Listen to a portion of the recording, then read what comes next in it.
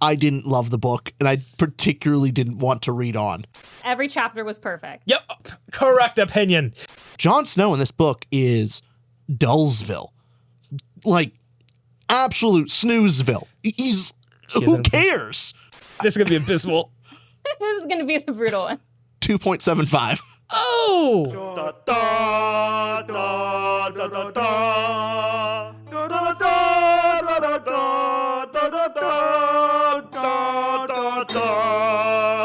Hey guys, welcome back to Two to Ramble. Today I am Austin and Richard, and we are joined by two Bookborns. Hi, I'm Bookborn. Hi, I'm Bookborn number 2.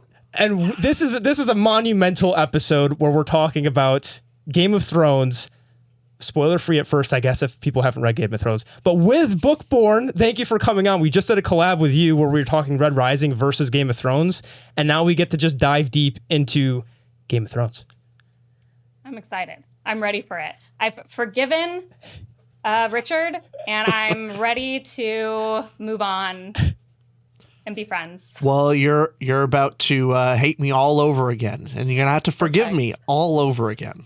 I love it. For context for that, what was the little thing that happened? We recorded 2 days ago, and we were talking Game of Thrones. So what are you guys talking about for the audience? I think it's fine. I didn't love the book, and I particularly didn't want to read on. But that's a personal hang-up. I understand. My ratings, in all honesty, will not reflect such a negative opinion, except for one category, and that's fine. Okay, I can guess what category that is, but okay, we'll give our ratings. I guess before this is all spoiler free for the first couple minutes here. We'll get right into spoiler deep dive into Game of Thrones.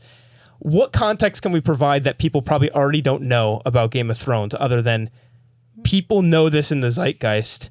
What Bookborn, you asked us on your channel the experience before reading Game of Thrones. Maybe we talk about that and go how did you come about Game of Thrones being one of the things you're known for on BookTube now? So funny. It is a thing. So how did that come about? Yeah, I mean, I think you're right. It's in the zeitgeist. Like, I didn't read Game of Thrones until 2023, I want to say.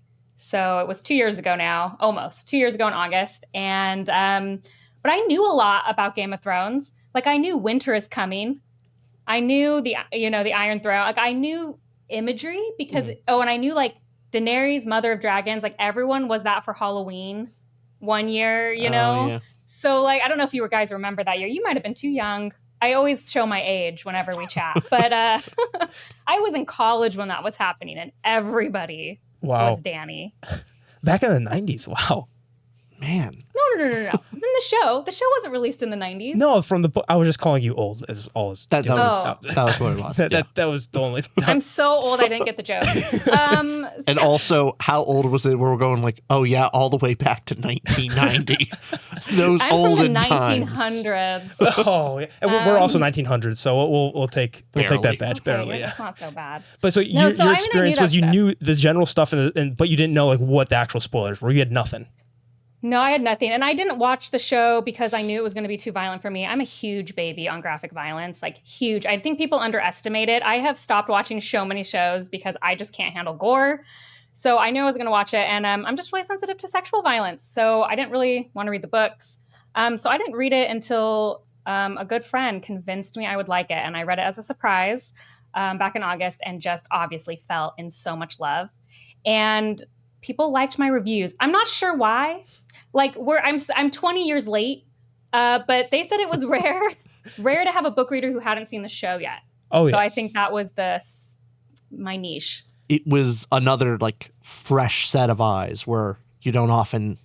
I mean, that's a big reason why people watch. The people that live react to episodes and kind of things is just to feel like you're seeing it again for the first time. I imagine that's. And the fandom's bored. Like, it's been a long time since new content came out. So I think that's also a contributing factor. Yes. Well, also, your style of reviews tends to be more in-depth, detailed. You are more detailed-oriented than many others, which... Maybe that was what other it was. including us, is that's... Yeah, and I want to mention on your synopsis there, for people who haven't read the book, because maybe a lot of people have seen the show and are going, oh, the book. curious about reading it. I was shocked. This is spoiler free, no information, but I was shocked at how 1-to-1 the book was to the show itself as an adaptation. And honestly, the only thing that wasn't a 1-to-1, which is what kept you away at first Bookborn, was the book is less sexual and less violent significantly than the show is. Bookborn, I know you haven't seen the show yet, and Rich, you've seen all the spoilers of the show. I've seen you spoiled YouTube. everything. People told me though. People told you. People Yeah. told me, like they told me like how scenes are different and things like that. So I knew that I know I can't handle the show. And I'm doing this for the audience sake because I just talked to you two about this, but obviously I'm coming from the perspective of the show was my favorite thing ever. I talked on Bookborn's channel about how I skipped all my midterms, and she lectured me about not doing bad in school, but I skipped all my midterms to catch up on 5 seasons of Game of Thrones when it was out, up to season 5 at that point. And season 6 I watched as they came up, season 7, season 8, and obviously I was so abysmally disappointed by season 8. I threw a tantrum in Europe. There's a whole thing. There was confetti. Crying in a taxi. Crying. It was really... If you want to hear those stories and that mess, Yep. go over to Bookborn's channel, check out her video. Yep, our collab on her channel, and then obviously all Bookborn stuff. Also, thanks. Did we say thanks for coming on? Because she introduced us. Nah. We'll save it. But then I thanked myself. that's right. And so I obsessive compulsion behind the show. Flags in my college dorm room. I tore them down because D&D, Dave and Dan, Benioff, whatever, they screwed me over, hated it, did not want to think about it, and never wanted to read the books until Bookborn came. I was like, hey, I'll read Red Rising if you guys read Game of Thrones. And here we are. I will say that was also our biggest, I was adamant on I did not want to read this book. Yeah. I didn't want to read the series. I told Austin several times of just, hey, if Winds in Winter comes out, then I'll read it, knowing full well it's never coming out. It's fine. Accept it. That's move why you on. said it. That's why I said it. Yeah. The only person that could actually get me to do that would be Bookborn. She forced the issue, so you can thank her for this whole Or thing. is it just because Austin answers the emails? See, maybe, Rich, you need to go start answering emails. That's- And you could have been like, no. If you beat me to it. That's a factor. That could be a factor. We'll dive deep into each of the categories, talk about Game of Thrones, but also shout out to Bookborn. You get 90% of credit, but I got to give 10% of credit to our patron David, who he has been hounding us to read this for the longest time, to the point where, as I was describing in our Discord my reaction, because by the way, 5-star rating from me. I was floored. This was the best thing ever. I'm peak on Game of Thrones. I will be gushing throughout this and scowling at Rich. But I was giving my reaction to the prologue and chapter 1s, and David on our Patreon was just reacting, and he said, "I'm tearing up because of your experience." He had so much joy vicariously, and so shout out David, because he was a 10% factor of us reading this book. But Rich, Your patrons were for sure 10% factor, because I Yes. already told you. I mean, this is in the other video, but they gave me the idea. So they get much a more little credit than perspective. Curtis, they get some credit. Salty, everybody. Yeah. Yes. So star rating. What do we all give Game of Thrones? I already revealed 5 stars. Rich, what about you? Yeah, I gave it a 4. 4 out of 5 stars. It's Great book. great. What's your It's a Rambler great rating? book. I thought you could do a separate rating on enjoyment. It's still a 4? You didn't read the document. I did read the document. It said the Rambler rating didn't have anything to do with the averages of all the other ones. No, it doesn't. That's true. That's his score. Yeah, That's my overall Rambler rating. that's his Ramble rating. Okay. It is I'm independent. not We'll going get to argue. in. That's great. That's blasphemous. That's wow. No, it's a great book. That is the right word to use. Wow. Bookborn. So my first read through, I did give it a 4.5 for very specific reasons to myself. On my reread, it was a 10 out of 5. So I've made up for Rich. Super duper floored, spectacular perfection That's on not in Earth. the Rambler Yes. rating, but that's okay. It's all right. That's It's an a Bookborn exception. rating. It's the Bookborn amendment. It's fine. What do you all think? What was the best feature? I'm going to say it's hard for me to decide. I think it just does everything amazingly. So if you're here for worlds, it's got world building. If you're character focused, if you're plot focused, thematically, Prose, it's difficult to find. I can't find a weakness. Maybe Bookborn, would you say George R. R. Martin has a strong suit with anything, or Characters. Characters is okay. I think it's his character writing for sure. Richard, any weakness? Because you give it a 4. Okay. In all honesty, no, there's no particular weakness. In this particular book, I would say his strong suit is world building in his prose for this book specifically. Okay. But I mean, everything is incredibly well done. So, yeah. Maybe if I had to be a real nitpicker of like, I don't think this book is like other things are better than. I would say thought-provokingness for this book in particular is not higher than, say, his world building and characters and plot. Okay. But then again, that's the first book. This is not fully into the series yet. So, do we have any fun factoids we want to say before we get into spoilers? Anything that Game of Thrones people will go like, it's significant enough to mention? I'm prefacing this with I have a couple things I wanted to say. Did anybody have something to share with the class? Give us an example. I don't know what kind of things you're talking about. What do you mean interesting factoid? Just about the writing of Game of Thrones. And so, for example, I was the weird one of what he types on. Like he only writes on this like really old laptop. I feel like I've heard that. Is that true? Could we get a fact check, Bookborn? Do you know? I don't know, but I'll fact check after. Okay. Yeah, I'm pretty sure Nick, our editor, he'll fact check. It's either true or not. There will be a yes or no. He has a whole thing. He goes like, oh yeah, I only use like a Windows 97 computer or something. I feel like I've heard that. I don't know. There we go. That's my interesting fact. Like older when he wrote it. I always think that's really interesting. I feel like you can tell in the way he writes about people and characters that, like, I think we think of a lot of famous fantasies written by younger people. He wasn't like super old, but he was in his 50s. Before he became huge success with Game of Thrones, which I think is interesting. I saw you reviewed just today. Well, this will be far in the past for people watching this because it's being released later. But you reviewed some other George R. R. Martin book and you give it like 3 stars. Or I thought I saw that. What was that? That was his first novel ever. Okay. Actually. That makes sense. It was actually really good. It was really good in some ways and then not in others. If I did the Rambler rating for it, it would make more sense. Okay. Than just the 3. Oh, so you're saying our rating system makes things clear. Okay. Now it does. I see. It does. I've never made fun of your new system. Okay. It's approved. But just right before we give spoiler warning, I was doing book club with the patrons, and if you guys want to join our book club, link in the description below. They were telling me this. I didn't know this, but I did know George was what he'd call a gardener, where when he's writing out his story, he more so is closer to a pantser than he is like a significant plotter. But he basically had 5 principal characters going in of like he knew their endings. And I wanted to see if you two could guess what those 5. If you know, hopefully you guys don't know this fact, but do you guys know who? Someone told me this fact. Okay, but I don't know if I remember. I'm pretty sure Bran is one of them. So Bran, you have Bran. Who else? Bran.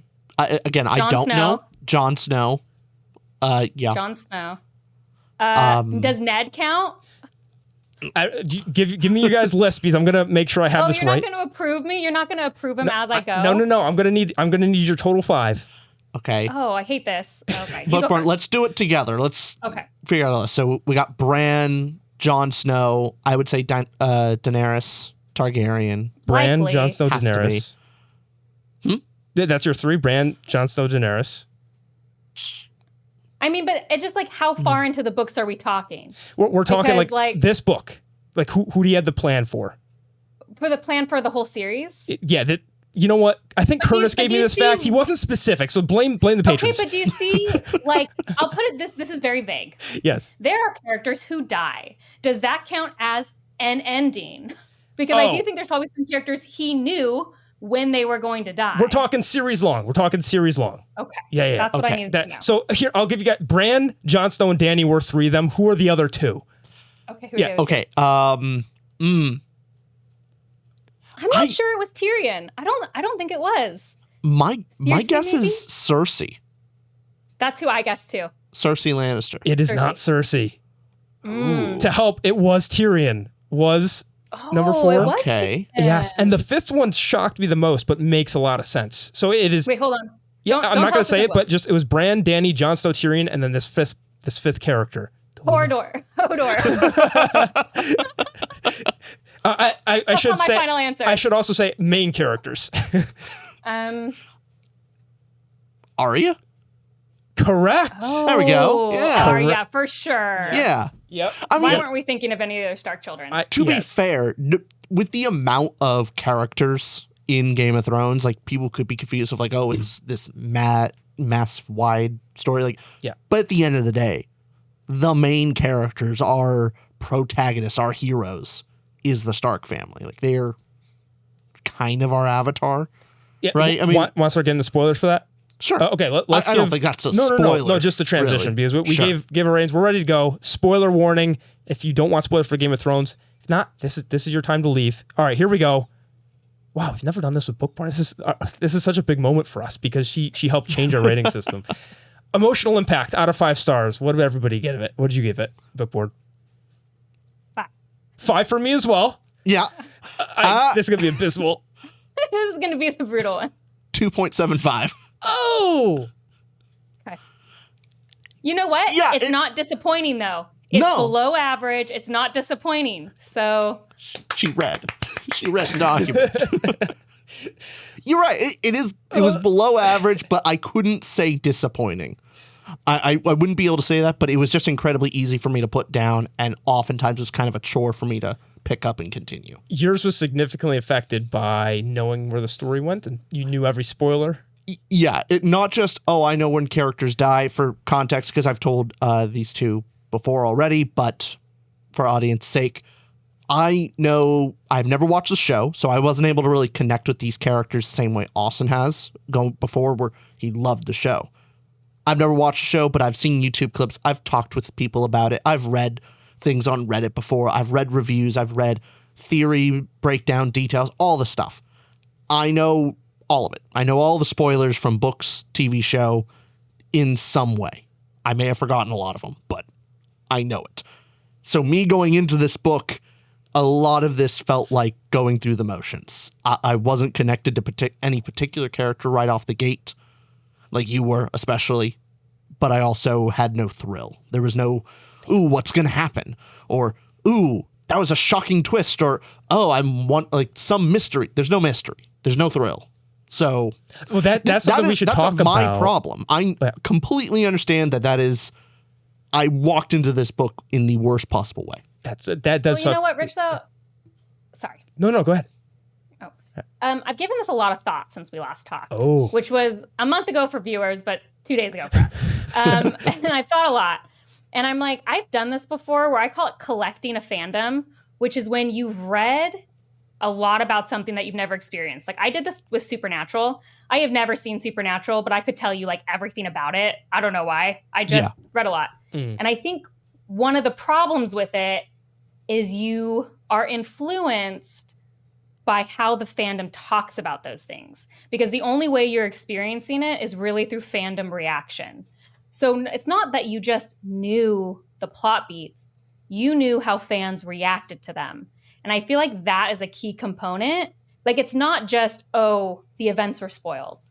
Like how I should react to them was spoiled. And particularly since you probably did show and book together, like I don't know. The more I thought about it, I was like, I think that is probably the worst way to experience a book because it's not just spoilers, it is emotional spoilers. Yeah, I would completely agree with you because there's a vast difference between, oh, knowing some twist in a book versus, oh no, I know I know this character's personal journey and what people think about it and the deep emotional scenes and what it means, the lore behind it. And so all the little things that could normally drag you in of, oh, like I knew that happened, but why? And like something to get you going and to connect you deeper into the material.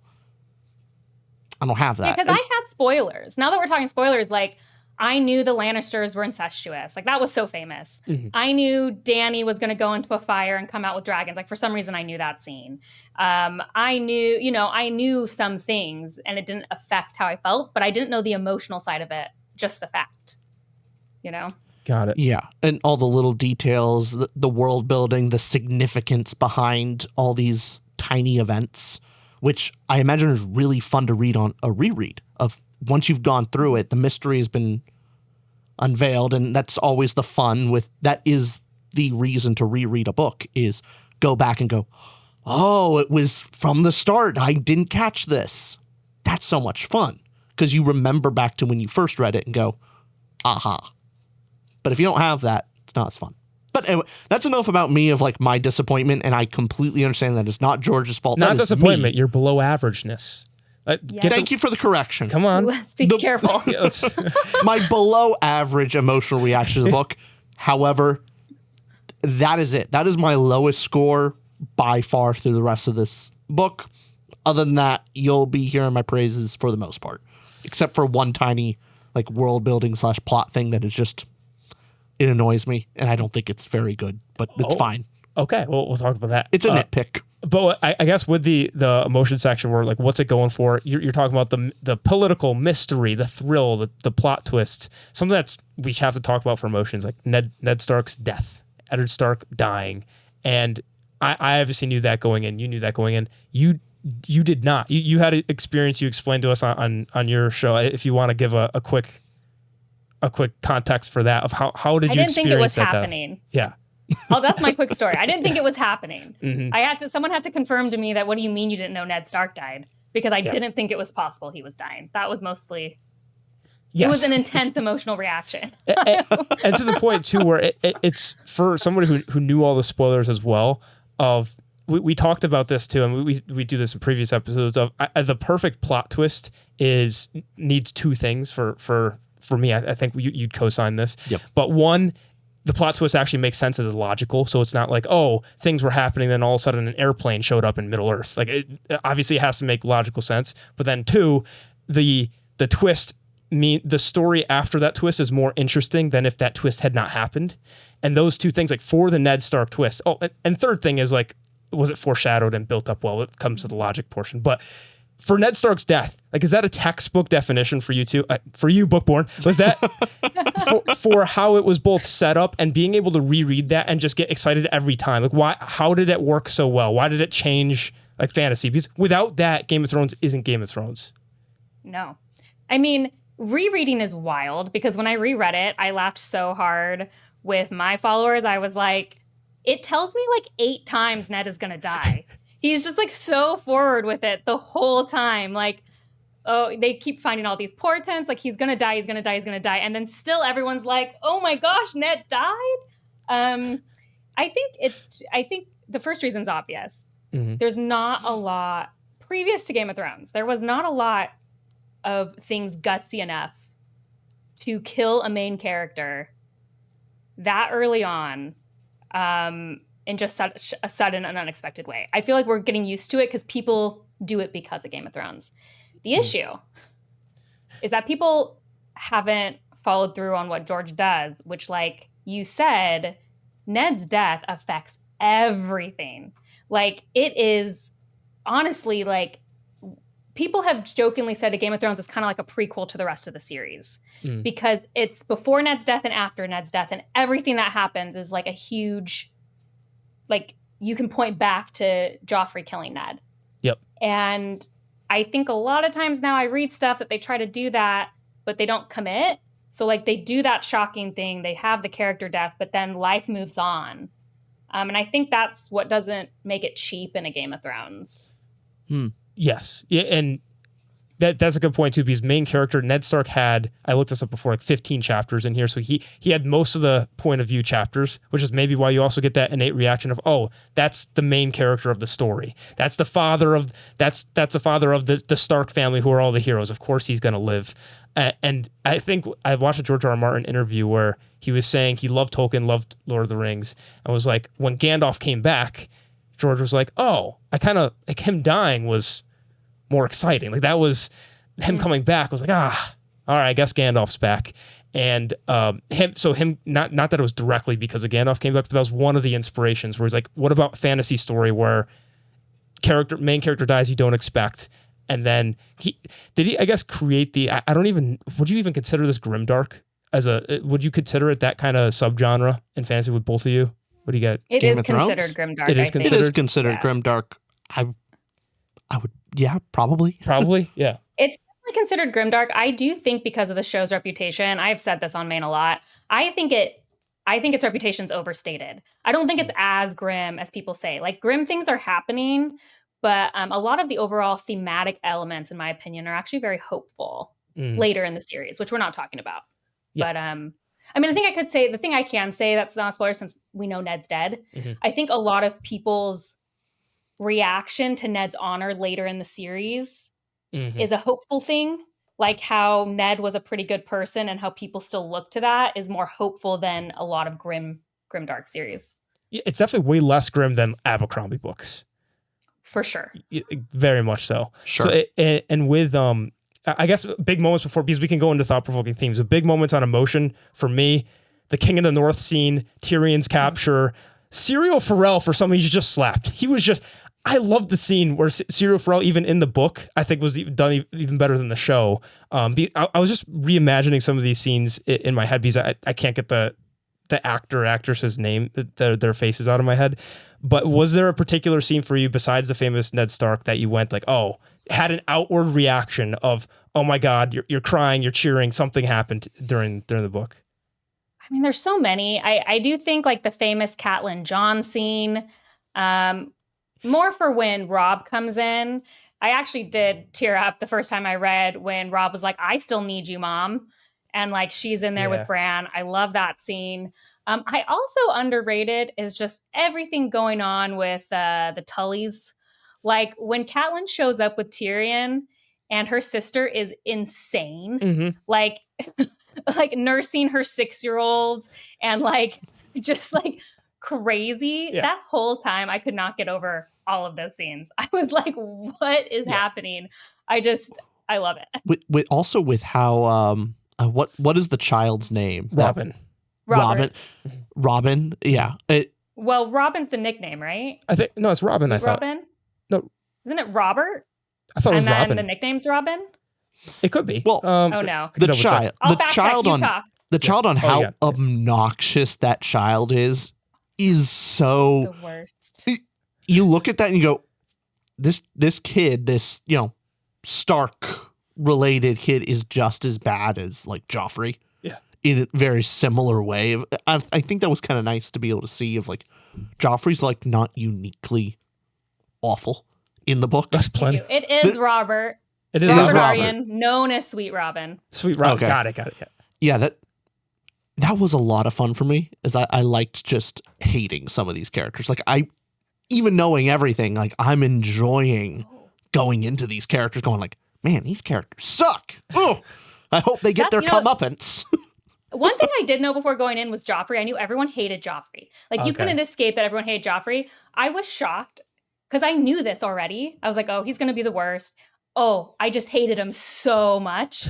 And just like, how can I hate you so much when I already knew you were going to suck? That's the perfect thing to do for George, putting Sansa's character in her anti-Cinderella kind of story of being so infatuated with Joffrey, and you're just so frustrated because she's wrong. Like her being mean to Arya, you're like, damn it, you're being stupid, but she's also a child, and you go, she doesn't understand.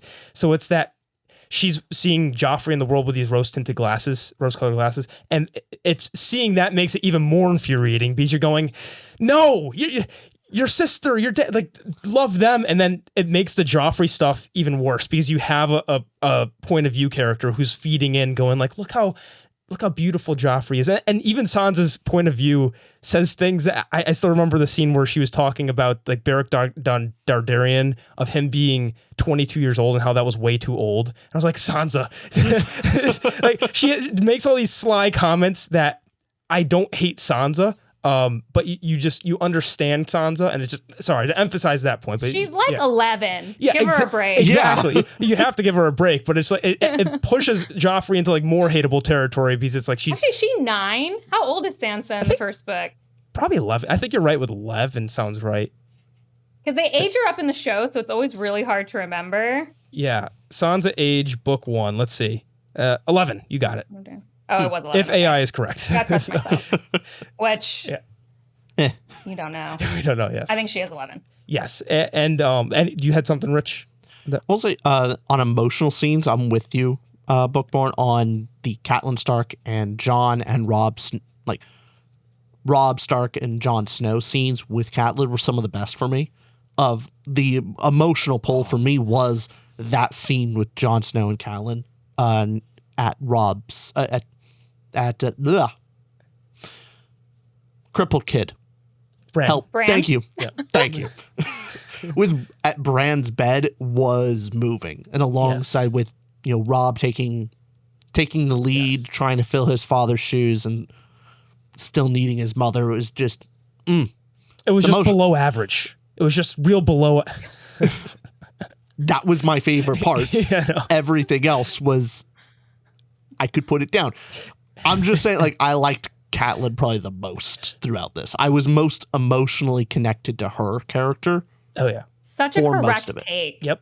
Such a correct take. The fandom does not share that take, and it's objectively correct. We all agree I'll on this, forgive too. you. I don't know how you read the first book, and how do you read book 1 and are more connected to Jon Snow versus Catelyn? Because Jon Snow in this book is Dullsville, like absolute snoozeville. Who cares? Who cares about, like, there's so many more interesting things going on. Jon Snow kind of like, yeah, no, he's boring. He's boring. Bookborn, do you which one? Tag team? Do you want to go or? Oh no, you're so right, Rich. Jon Snow is boring. So no, what I was just gonna say is, like, I see why, because there's probably an age and gender demographic of who was reading that novel, and you are more likely in that age and gender demographic to identify with a Jon Snow character than a Catelyn character who's a mother, like that. If that's not the life experience you've had, I don't even know if I would have liked Catelyn as much before. I'm in my mid-30s. I have children. I think that helped me identify with her. So I'm just glad that you are emotionally intelligent enough, smart enough to just know that Catelyn is the best character. So Look at that. I'm already liking the book more anyway. Just keep stroking the ego and the score will rise. Do we want to go into? Did we get to a neutral? Did we move it up to a neutral? No, still. No. We're keeping it. Do we want to go to that? Because we can go more deeper into character. Do we want to go thought-provoking, the message and themes out of 5 stars? And then what would you guys give that? Sure. For me, I gave the message and themes, thought-provoking nature, a 4 out of 5. Okay. 4. Great for you. What did you give it, Bookborn? 5. I also give it 5. Floored me. What was the theme of book 1, Game of Thrones? You go ahead, take it. It's hard because I kind of think of, like, the whole thing thematically now that I've read the whole series. I think honor is a big part of the first book and the series. Like what honor is, as well as leadership. I think those are 2 overarching themes. And then on a smaller scale, family, loyalty. A question for you both. Because, I think honor is that's the word you could say that defines book 1 at least too, and throughout the series. Honor and what it's worth. Yeah, and also what is honor too? Do you think that maybe it's an easy question to answer? I'm not sure. I think it's more difficult. But do you think that Ned Stark, did he die honorably, or did he lose his honor in those final moments? What would you both say is the answer to that? Rich, do you want to take it? I would say he still retains his honor in the sense of why did he do what he did? To protect his family. I find it really hard to tell a man like, oh yeah, you trying to protect your family is dishonorable. But that's why this book compelled me with that question. I also think that this does honor in that question, like, better than anything has ever done and can be done. To Ned, what he's doing dishonors the realm, dishonors his loyalties, and dishonors his vow to, like, stating the truth. And I could say he's being selfish for his daughters versus the actual honor of telling the truth. Versus I tend to agree, like, I would, you do anything for your kids and you understand. But is that Yeah, no. Whose honor, whose loyalties? Like, who are we talking about here? Is it the realms, your children's, yourself? There's also the aspect of him telling the truth doesn't particularly help the realm at that point. Like, so it's more of a futile thing where he's like, do I sacrifice my kids for nothing? Like, if him telling the truth would actually protect the realm and help, maybe. Like, fair enough. What do you mean by that? Well, him telling the world, oh, nope, Joffrey is not the true king, then now it's just a bloody battle for all 7 kingdoms. Oh. What happened? There doesn't seem to be a good answer there. So it might as well protect your kids. I almost agree, except I don't even think it would have gotten to a battle, because I think if Ned had said that, he just would have been killed. And like Cersei does to everybody else, she would have quieted it and said that it was a lie. So I'm not even sure if we would have gotten to that point if Ned had even stayed truthful. So yeah, at the end of the day, then you have to ask yourself if him telling the truth doesn't protect the realm, doesn't protect the people that he has sworn his allegiance to, then who is he telling the truth for? His honor?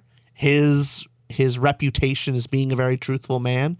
Does he value his own image over the lives of his daughters? I think that really comes down to it I think he learned the lesson, understanding where the book was going and where Ned was going, like he was going to die, seeing all the moments where he could have saved himself. He could have actually saved the realm, but he decided to do to him the very honorable thing. But in all honesty, it was a really dumb thing.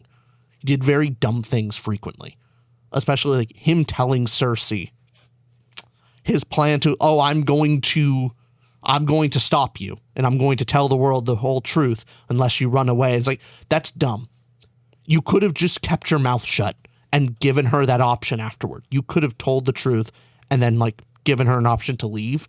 But no, you gave her an opportunity to prepare it against you and to kill Robert. Because Ned is so honorable, he thinks other people will act honorably. Yeah. Yeah, he has a different view of how people function. Yeah. And I love that you brought up that scene, because a lot of people blame Sansa for Ned's death, which is the stupidest take I've ever heard. Huh. But I'm like, no, blame Ned for Ned's death. He walked into a forest, told Cersei what he was going to do, and then gave her time to plan. Like... Yep. And then he was also offered the deal by Littlefinger and Baelish, and obviously he betrays him in the end, but there was a scene where Littlefinger just knew at this point Ned would not be a good ally. He doesn't play the game. He says, I forgot I was talking to a Stark. Exactly. I love that line.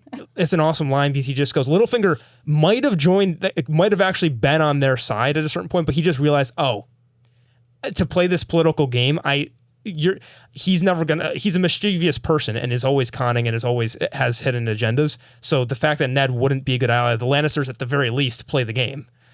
And so that just awesome. But then there's no place in the realm. There's no place in Ned's realm for Littlefinger versus vice versa, anyone else. Mm-hmm. And so, you kind of get where if Ned doesn't have to even betray his honor, he just has to keep his trap shut and like follow his ethics, but be quiet about it.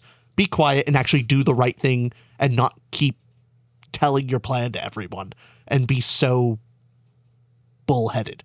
He would still be alive. Which is why I'm reading the book going, damn, Ned, you dumb idiot. Stop it. Stop doing these things. But being quiet to him isn't honorable, exactly. Right? Like to him, he's such a straightforward thinker. He just can't. It's even just like when he was going to say no. It's another scene I love. When he's like, I'm going to tell Robert no. And Catelyn's like, you can't do that. You can't just go up to a king and be like, no. He just thinks everyone's going to be like him, which is why I love him. Like top 5 character still after 5 books. I love Ned. Awesome. And he also has some of the best thematic lines, or just the lessons that he gives Bran. Just the first chapter, I loved every line that he was giving to young Bran's perspective. obviously he says that whoever says the sentence must swing the sword, and that's foreshadowing he's eventually going to die from a king who doesn't actually swing the sword. But then those little bit there was that scene at chapter 1 where Bran was asking, can a man still be brave if he's afraid? Because he was looking at his brother John and his brother Rob were disagreeing on, they said Will, the guy dying and the guy that Ned was killing, one said he was correct me if I'm wrong, like one was saying that he was being brave, one said he was being fearful, but then basically Ned's answer to him is the only time that a man can be brave is when facing fear, essentially. And so like he's just, Ned always kind of has that fatherly advice, the very comforting figure that also added to the allure that, this person's going to be here for a long time. I love him and Tyrion, I would say, had the most thematic, fun, everybody takes away from Tyrion saying, wear it like armor, wear your weaknesses on your sleeve, and then they can't hurt you. If you do that, then, and you see that go through Tyrion's entire personality and how he lives life and how he's able to, his wit, his charm, and his ability to deflect and live as a dwarf, as the imp. So just all of that. Those two for me were some of the most interesting, like the messages that came through them. But did you guys have another character that their story or that the theme in their story just really connected for you two? Did I steal the two best ones? I mean, Tyrion and Ned do have they're the goats. Yes. I mean, yeah, if the whole book is about honor and leadership, yeah, I don't think we get enough from Rob's perspective yet to really, because him picking up the leadership of, the King of the North, I don't think there's enough in this book particularly to really flesh out that theme yet. It's just the beginning of him filling big shoes, which the King of the North. So that's not enough. So good, but love it. Other than that, yeah, no. The reason why I'm not saying like I'm floored is because I've seen a lot of the stuff before. It's done very well. It's great, but nothing like shocking or like new example for me. So I wouldn't say I'm floored. Yeah, it's because you've read all the other things that were inspired by it. What would you say does it better? When it comes to leadership, I would say Dune, personally. And then the honor thing, yeah. Honor and Dune, honestly, a lot of Dune. Oh, really? So the nature of what honor is worth, I mean, pretty sure George R. R. Martin is influenced by Dune because there's probably significant aspects of, death. At this point, it's Dune. I'm spoiling this, whatever. But the death of Duke Atreides and how Paul deals with it, and Duke being so honorable, and what is his reaction to it, and ultimately the Emperor going like, "Hey, Bookborn, hopefully you didn't want those spoilers." Oh, this is an old book. It's fine. I've read Dune. Good, check. Yeah, I was assuming so. A long time ago. But no, it's very similar to Ned Stark and basically I read Dune before else. you guys were born. I'm just kidding. I definitely didn't. But do we want to move on to characters or character time? This is going to be the meaty one. 5 stars from me. 5 stars. 4.75. All right, just couldn't give it. Okay. Just couldn't. Actually, I guess if I was going to give one 4.75 to honor my first 4.5 rating, it would probably be this. Because I don't know if it's plot or characters that my issue comes in. What's which issue are you talking about? Oh, just the issue of, I guess it's more plot. No, we'll stick with 4 and 5 on characters. Are you talking about the one thing that made it go to 4 or 5? Yeah, that's plot on the first read. Yeah, I think that's plot. Just a general observation on the characters, and I know we don't get it all in book 1, but the ones we do is George R. R. Martin, from my two brain cell observation, is he takes your heroes like Catelyn Stark, your Ned Stark, and then gives them one villainous quality of like Catelyn Stark is this great mother and wife, but despises bastard Jon Snow, and it just brings that quality to her. Like, oh, she's a great mom, but she's vindictive and jealous. She fulfills the evil stepmom stereotype. Yes, and then you have Ned Stark, who obviously honor and this amazing guy, amazing father, cares about the realm. He has his friend Robert Baratheon, but then had a bastard. Yeah. And so you go, oh, was he dishonorable at one point? And then you have for your villain characters like Cersei, and we don't see all of it this, but Cersei is evil, wicked, incest, all the things you could say bad about Cersei, but loves her children. And you're like, oh, okay, you could find a quality like that. Just do you find, I guess, Bookborn, you've read these books a lot, and if you're just keeping it to book one stuff that happens, because I know there's stuff later on, but just in this one. What do you think George R. R. Martin does with his characters that is superb? That's like, okay, floored me character work. Does Cersei love her children? Fair. Okay. I think she conversation. Does. Yes and no. I think. Well, anyway, that's later book spoilers. Yeah. Doesn't matter. I think she does. I think she does overall. She does. It's just if her motivations are good and how she loves them. How she shows her love is. Just like I think she might love them because they are part of her. I believe Cersei is selfish. So they are extensions of her, and that is why she loves them. I'm not denying that she doesn't love them. Yeah, she does. Yeah. But anyway, it's complicated. Yeah. But I guess and also just because she loves her children doesn't mean she's a good mother either. Mm-hmm. So True. She's still a villain. Yes. Love ain't enough. You feel like if Joffrey had been told no a few times in his life, maybe he'd be a little different. Although, I will say one of my favorite scenes in book one is when Cersei's talking to Sansa and she's like, yeah, I know he sucks, basically, is what she tells him. She's like, he's still my son, but I know you don't love him.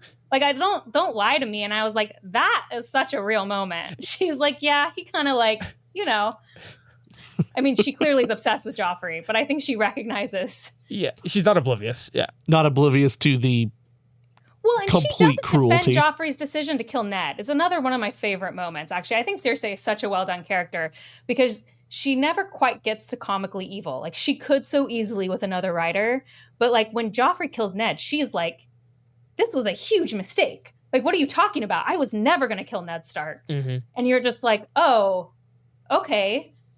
She's fascinating as a character. Yeah, whereas Joffrey has more of that, just there's no quality. You're like, oh, just kill the kid, right? No. And yeah, no, he has no good qualities, but there's also something. It's not complete like mustache twirly where he's away. No. That's the thing. He's not. What makes him more hateable is he's not particularly aware of how cruel he is. He's not particularly aware of why people shouldn't love him, which makes you hate him all the more. Like, it's not that he has this arrogance and he's like, I don't care what people think. I'm going to do what I want. It's, I'm going to do what I want, but I also deeply care about what everyone else thinks.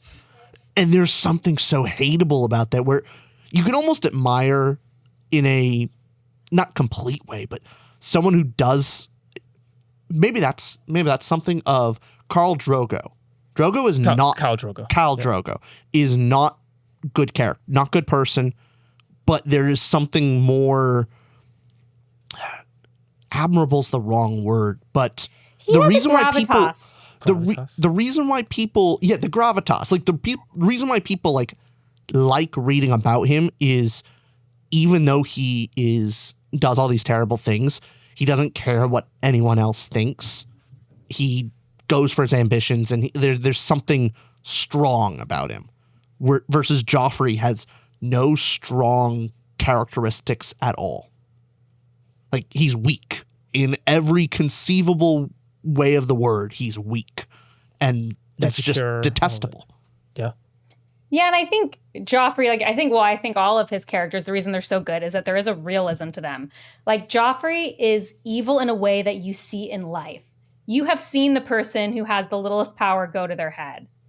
You've been pulled over by the cop when you're barely speeding who's yelled at you. And you're like, this is because you are drunk on the little power you have over me. It never goes just a step too far. I think all of his characters, you said it too, Austin, no one is squeaky clean, but that I think makes them in some ways more lovable because none of us have ever been always honorable or always making the best decisions. None of us are like that. And so I think we see ourselves reflected a lot in the characters. Yes. The only perfect character is Hodor. We can agree on that. There's no getting around it. There's true. He has no flaws presented. No. we could talk. Okay, there's No. to help Oh wait, break and the dire wolves, all the dire wolves, they're good boys. all the good girls. the good boys and girls. But no, Hodor hits Bran's head on doors. It was an frequently. accident. It was an accident. No. He's not hasn't had an accident. Yeah, how much of that is like him a little annoyed with Bran and just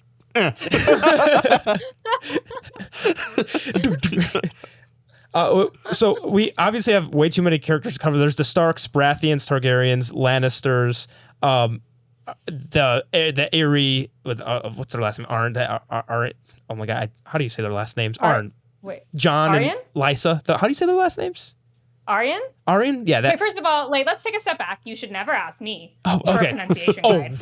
we're not good at that either. Yeah. So first of all, we're like blind leading the blind here. And so with all these different factions, we can only really talk standouts because there's too many characters in here. I guess Tywin Lannister, Jaime Lannister. We talked Tyrion a little bit. We talked Cersei a little bit. Anything on Jaime and Tywin and what we got in book 1 from them? Anything? Just book 1. I mean, book 1. I don't think we get much from other than they're the bad Lannisters. I also think that's kind of on purpose. If I'm not mistaken, like that, there's not too much to Jaime in this book, right? I mean, other than obviously, he, like, pushed a 7-year-old boy off a ledge to hopefully his death. My point being, he's just the evil Lannister from this book. You're going, yeah, the Lannisters go straight up evil because Jaime just tried to kill a 7-year-old kid. And so, yeah, what do we get from Tywin, I guess? Like, I think Tywin's more, you get that presence already. And this is just season 1. I can say this because it's in season 1 of the show, but the introduction to Tywin in the show, which we talked about a little bit on Bookborn's channel, was he's skinning a deer as we get introduced to him. In the book, he's war planning as Tyrion runs into him after talking with the clansmen, like Golfor and Big Barg and like all those people. And I was going to say this for Prose, but I have his character description here. I'll just read it or did you want to say something quick? No, I'll just say something what was kind of funny about that scene is this war that Tywin is waging on for the sole fact of Tyrion was captured. That was the whole point of this whole war. Tyrion comes in and it just doesn't seem to care. It's like, well, hello, you're not dead. That's neat. That's awesome. Now get out of my go, or we have a war to plan. It's like, but he's here. You got him. His presence is insane, and you realize it was the insult of taking his son, not the son himself, which is evident. Yes, and just his introduction here, which I think you'd appreciate this as. You'll see. So with Tywin Lannisters, this is his introductory paragraph. Tywin Lannister, Lord of Casterly Rock and Warden of the West, was in his middle 50s, yet hard as a man of 20. Even seated, he was tall, with long legs, broad shoulders, a flat stomach. His thin arms were corded with muscle. When his once thick golden hair had begun to recede, he had commanded his barber to shave his head. Lord Tywin did not believe in half measures. He razored his lip and chin as well, but kept his side whiskers, 2 great thickets of wiry golden hair that covered most of his cheeks from ear to jaw. His eyes were a pale green, flecked with gold. A fool more foolish than most had once jested that even Lord Tywin's shit was flecked with gold. Some said that man was still alive, deep in the bowels of Casterly Rock. Just that paragraph. I think George constantly with each character introduction is like, I know who Tywin is. Thank you. That's Tywin's character.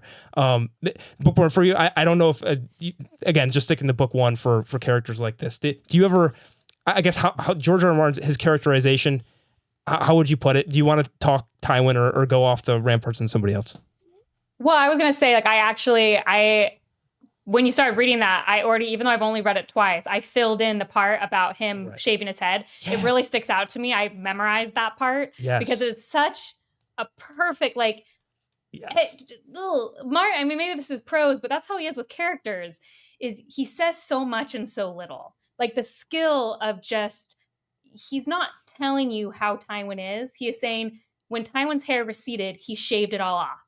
And that is like such a better way of saying like these qualities of who Tywin is. Or even just like you said, Rich, like Tyrion walks in and it's like, okay, we're planning a war. You're like immediately, you're like everything you need to know about Lannister honor and their family dynamic in such a short amount of time. Yes, Jaime. So Jaime, I don't know if I can talk about Jaime. We can hold off on Jaime. Book one. Well, Here's the thing. I'll say this. Yeah. I'll say this. Yeah.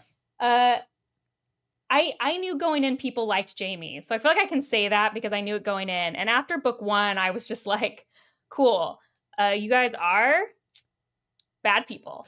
And one thing I'll say is like his character voice is so strong because what we experience multiple times through the series is some characters we only meet through other people's viewpoints until later in the series. And when those different characters eventually get a viewpoint, the contrast often between how other characters view them and how they view themselves is so subtle but masterfully done. And so even people like Ned, or Catelyn, actually, Catelyn's a great example about how Arya, Sansa, and Jon's perspective of Catelyn are all extremely different because she has different relationships with each of those children. Or even Bran. I guess we get a viewpoint from Bran as well. Yeah. And versus the viewpoint of herself. And I don't think people always appreciate how good he is at how that forms our characters. Obviously, Tyrion's perspective of Tywin is going to be very different than the other two Lannister children. And I just like how he does that a lot. Yes, and we didn't talk about the GOAT Catelyn and characters very much. Did you want to say why is she your favorite character based on this book? Because I think it's complicated. Ned, Tyrion, and Catelyn were like my three favorites. They're kind of like tied. But I think Catelyn's just a very underrepresented character in high fantasy in general. I think with motherhood, we often get very diametric views of it. So we get the evil stepmother who's evil to everybody, and we get the perfect mother who is selfless and loving and perfect. And Catelyn is both in some weird ways. Like she inhabits both. She is a very flawed person. She cares a ton about her children, but she also is still very active in the politics of her house. Like people say she's a bad mom because she leaves Winterfell to go help Ned. And it's like, that makes so much sense to me. Like just because she has children doesn't mean she doesn't care about her husband or care about the house. So I feel like she's just a very nuanced mother character in a trope we don't get a lot of nuance in. Well, also in that specific case, to protect her family, to protect her kids, she needs to warn Ned, and she knows that message could be like. You don't need to convince me. Yeah, no. I'm just telling you what other people said. Yeah. The thing is, she learns this lesson when she is with Bran, and she sees like Winterfell kind of falling around her, where her just being next to her children is not going to protect them. Though, actually, ironically, in that one case, it did. So I proved myself wrong in that one statement. It took one sentence later. However, after that point, she's like, all right, the dog's got it. The wolf and the team's got it. Yep. I actually got to do things. I can't just be stuck in this castle, like, weeping. I got to move. We got to figure this out. We got to figure out who's trying to kill my kids. And we got to get Ned out of here. Like, Ned needs to know. And if we send a raven, something could happen. We don't know. So I'm going to go do it. Yeah, no, she's an active mother. Yes. And I'll reiterate from our conversation before, just her relationship with Robb is the best.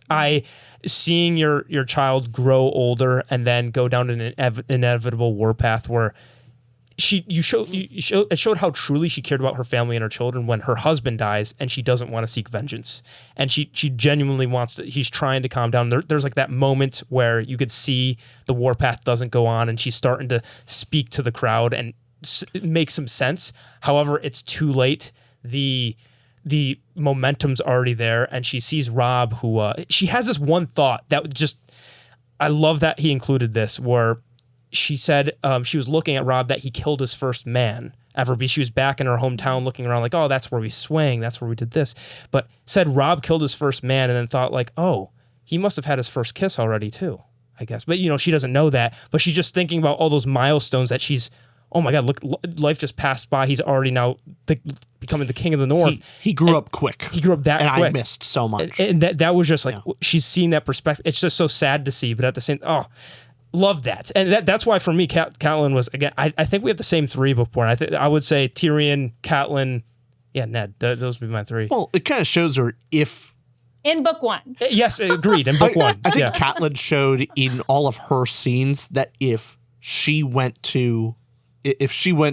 instead of Ned to be as hand of the king, like she probably wouldn't have died. She probably would have been fine. So like she can actually play a political game and she's a Tully. She was a Tully. she was a Tully, and I liked seeing quite a bit of that, as even in the moments where the scene you're talking about. Yeah, of course she would want vengeance against the Lannisters, but she makes the logical point of the Lannisters have two of my children. What does revenge against like this very unlikely to win war, like that's just going to cost us my two daughters. Oh yeah. So I would rather trade Jaime away to get my two daughters back, which they see as ridiculous. Like why give the general or like their King's Guard? They're like a very like to them it made no sense, but to Catelyn made all the sense in the world. And you kind of see that maybe Rob would have agreed with her, like it in many ways. Like if the momentum from the others in the room didn't push it, Rob probably would have agreed with his mother. That's you know what I mean. Like that was a moment where he was taking her very seriously. He's not fully, drunk the Kool-Aid. He didn't take the crown. The crown was put on him. Yeah, exactly. So, tragedy. But you guys should just text me after Clash of Kings. Wait, I guess so. that is book 2, right? Yeah. Yeah. Okay. Yeah. Stop by. Yeah. I just don't feel like I have anything to add. That was great. I just think you guys should read Clash of Kings. Yeah. Awesome. Okay. That's what I'll say. Can't wait. So we talked again. Another thing I have to read this from our collab video that we did on your channel again. Tyrion, and you said this Bookborn, but having a Tyrion character who is said to be witty, but George R. R. Martin is a good enough writer to actually make Tyrion extremely witty, and all of his dialogue is fun, and he's genuinely smart. The things he does is like witty, smart, funny, humorous, thoughtful. There's a reason he's a favorite. Do you want to talk on Tyrion, Bookborn, for a little bit? I mean, I think his chapters are such a joy to read because he is so funny. He is so smart. He's outsmarting everyone in the room. Legitimately though, not in ways that feel set up for plot convenience. Like he actually figures it out. He's very charismatic, which is how he can convince people like Bronn to be on his side, which is like super interesting. And, he's hated by his family. And actually just not hated. He's hated by his dad, but he has very interesting relationships with his brother and sister. And something I talked about was like, when I talk about seeing characters through other people's eyes, we see Jaime in particular so much through the Stark's eyes, which is obviously very negative. And what's very surprising is when you read about Jaime through Tyrion's eyes. Oh, yeah. And it's much more positive. Great point. And especially in a family where he's treated pretty poorly, that always stuck out to me, that he talked so positively about his brother. He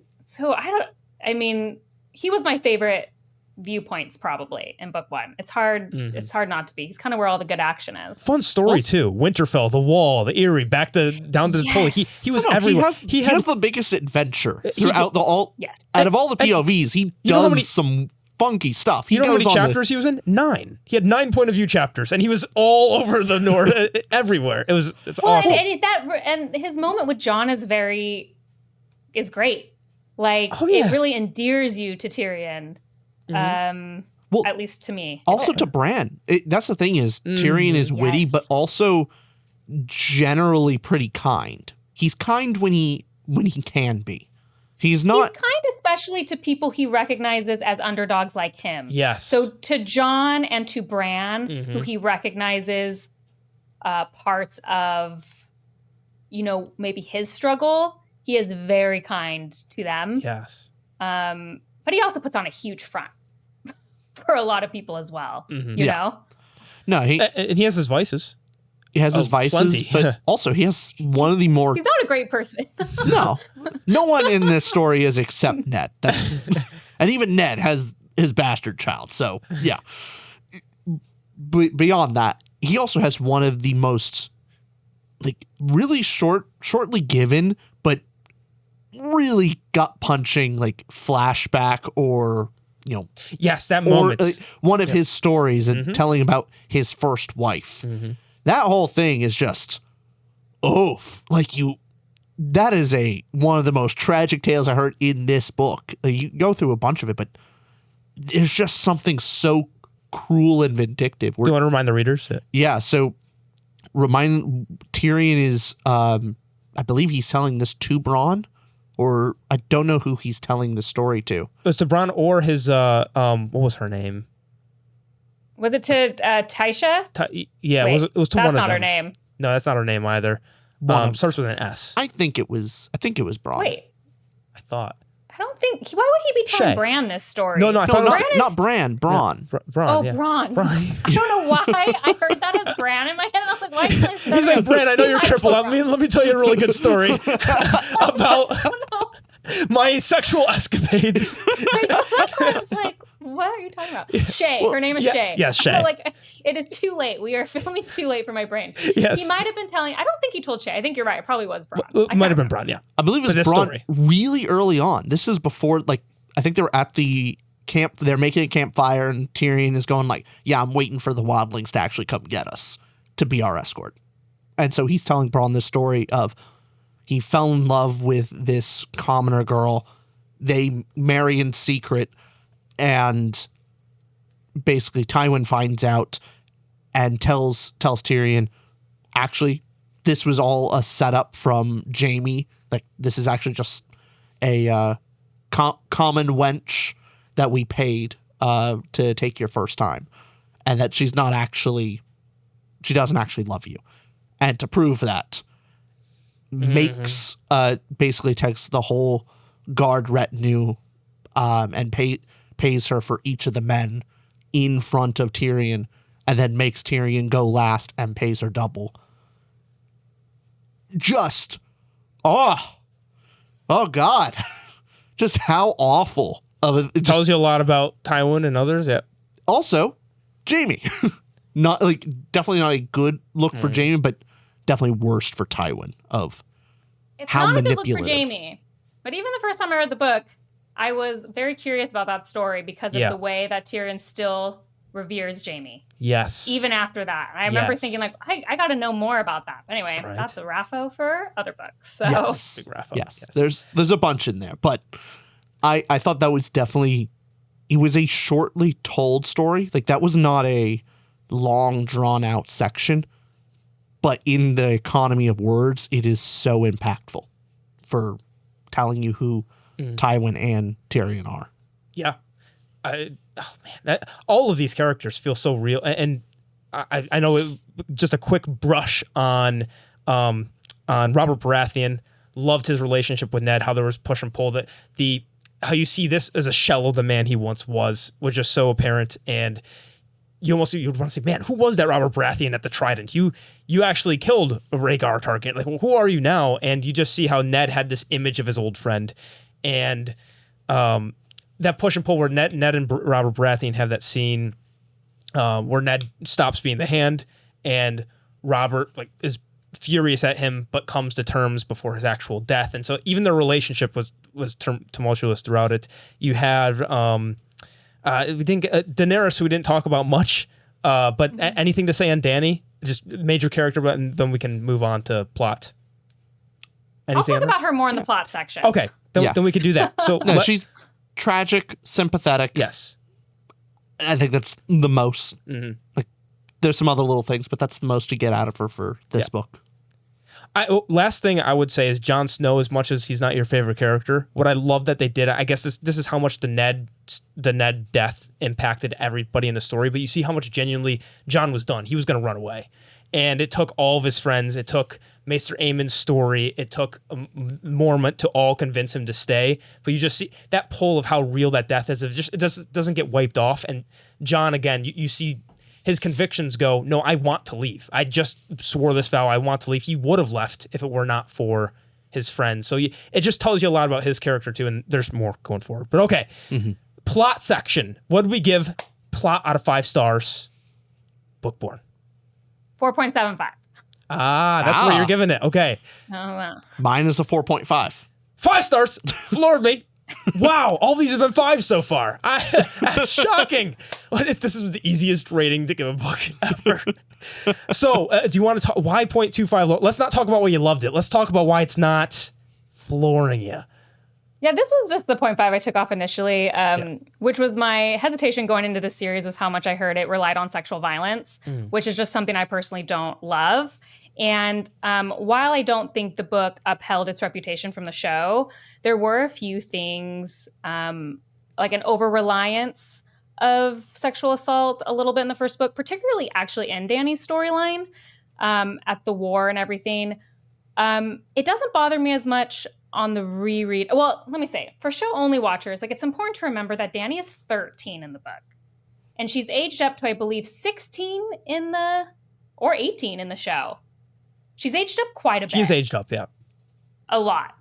And not like that makes her story better, but 13 is a very different age. And one thing that bothered me is like sometimes with the Khal Drogo scenes, when he's being nice to her, it almost sounds like George is trying to pretend that is consent. When it's like she is 13, she is incapable of consenting to this, even when the narrative is trying to give Dany her power. The reason it bothers me less on a reread is I think the one expectation I had going into this book is that everyone I know shipped Dany and Drago. Like the friends I had watching the show, everyone was always dressing up as them. And I always saw all these like gifs of him saying son of my heart or whatever his little thing, son of stars and moon, son of my... That was exactly, yeah. Again, blind leading the blind. Son of my stars, whatever it was. Like I saw that before reading the book so much that in my head, I was going to read this story, like a love story, because everyone was always talking about it. And so when I read it, I think I had this expectation. So it kind of made me angry. Like George wanted me to believe that they were a good love story. Since reading the rest of the series, I feel like that's actually not what George was doing at all. And it's just the fans' fault that they decided Again, that. Rich's problem with he just got the fans' point of view of the book rather than I think it really affected me. Yeah. I completely and so agree with once you. I read the rest of the series, I was like, I don't think that's actually what George was doing. So that's why when I reread it, it didn't bother me at all. But like the first read, it did. Yeah, I'll be honest. Even Drago's death, I thought Dany clearly does in some degree care about him. For sure. By that point, she thinks she loves him. Yeah, she loves him from her perspective. But there's a significant portion of her when she's trying to save him is worried about her situation, not necessarily him. Because I thought I was reading a lot into, oh no, he can't die. If he dies, I'm screwed. Like my my chances of winning back the Seven Kingdoms is gone. And I think she was almost equally concerned with her situation than Drogo, which is if it was like a romance, like romantic story, the focus would be and concern would be on his life and being willing to sacrifice anything for him, being willing to sacrifice the Seven Kingdoms and her chance at winning back the throne for him. But it wasn't. He was the conduit in a way. He was the conduit for it. So, yeah, I never really bought the dramatic romance that's supposed to be between them. I supposedly the actors in the show had a ton of chemistry, which does ruin a lot of things sometimes. But yeah, I think it would have been helpful if we had had another perspective to push back on Danny's perspective of what was happening, but I don't think that was George's intention. I don't think George's intention was to be like, look how great Cal is. I think the fans took that from the show somehow, and that influenced how I first read it. I definitely think Jason Momoa is just, he's the coolest. Charming dude, yeah. He's an awesome guy. Yeah. Yeah, that especially too. Give context of what Game of Thrones is. I know that Khal Drogo's a specific character in this world. And what was he trying to do with Cal? But you're talking about where there's incest, young people, like throughout the whole story. I don't think George is ever projecting like, look, this is a good thing to do. Like, look, I almost said Emilia Clarke, Daenerys's relationship is not to be emulated. It's just more. It creates more of how real this is and how he's not giving us modern day sensibilities of like, look, and I actually appreciated the fact that he didn't have another perspective that was going, look how evil Khal Drogo is, and like talking about that, which I know that's not what you're saying. Oh, not that. Yeah, definitely not that. I think people always think I have a problem with Danny 13 being married. I'm like, no, that's super realistic. Like they did that all the time. It was just I'll be more specific. Her wedding night scene where in the book, he is super careful with her and is asking her to say yes. Yeah. Yep. To me, that scene, like I think people point to that as like, see, he was waiting for her consent. And I'm like, but she's a kid. Yeah. She's 13. Yeah. So that scene is the scene in particular that bothered me. Mm-hmm. And I wish there had been not pushback on them, but pushback from any perspective that it's impossible. Like I said, as I've read the whole series, I understand now. Mm-hmm. It wasn't needed. But like on the first reaction, knowing that people are always like, look how romantic, it bothered me reading that scene because I felt like the fans made me think I was supposed to enjoy that scene as if it was consent, and I could not do it. Got it. Does that make sense? No, that makes total sense. I think I never read it like that, which is why it didn't happen. I could. There's two ways to go about it. Like when an author goes and writes a message or some theme in a book, and it's like they write something in there, and they almost want you to make sure they don't agree with the character. Like that can happen in a lot of modern books where they go like, a character's just evil or a character does something, and they're like, they make sure and qualify from other character point of views of, hey, that mustache twirling person, so bad that they did that. Where you guys know I hate that. Of course. Yeah. And so it's the fine line of, I think that was a misinterpretation on that side of just having the scene go like that and allow the reader to go, yeah, that's not right. But is Khal Drogo, she obviously, it's a reason it's written like that too, is that so Daenerys' character actually has this Stockholm Syndrome-esque love toward Khal Drogo and like for what she wants to do with the Seven Kingdoms and take back. So it needs to be written that way from her point of view, where you're right. If there was another point of view, then you could see like Mormont, if he's writing about it, he would have been like, damn it, my Danny is in the arms of this. Yeah, I mean, I can't say future book stuff. Yeah. I was going to say, this actually, it reminds me a lot of Hermione. Do you know what Hermione is? No. No. Is this Draco and Hermione? Is that... That is Draco and Hermione fan fiction, which I always say, like, Hermione didn't exist. I've been in the Harry Potter fandom since, like, its inception. Hermione didn't exist before the movies, because what happened is people thought Emma Watson was hot, and what's-his-face who plays Draco was hot. Yeah, whatever his name is. What is his name? I gotcha. Draco Malfoy actor. It is... It's going to bother me. Tom Felton. Tom Felton. Okay, so I actually think this is like, I might be wrong. People who have been in the fandom for a long time before the show come out, you correct me. I really wonder if people were like super shipping Drago and Danny before the show came out. But then like Emilia Clarke is hot and Jason Momoa is hot. And so you can't help but be like, those two hot people should be in love. Mm-hmm. And so I really wonder if this was an issue before the show. That's my theory. Yeah, we'd have to look at like pre-2010 internet, right? Because that's really only the way to know. In the comment section, there's got to be people here that have been fans and remember. You tell me if that's a correct statement. Yes. Well, I think right. The book narrative isn't being like they're in love. I think both of you are right. I think you are. There's also the I think this will be my last thing on it is.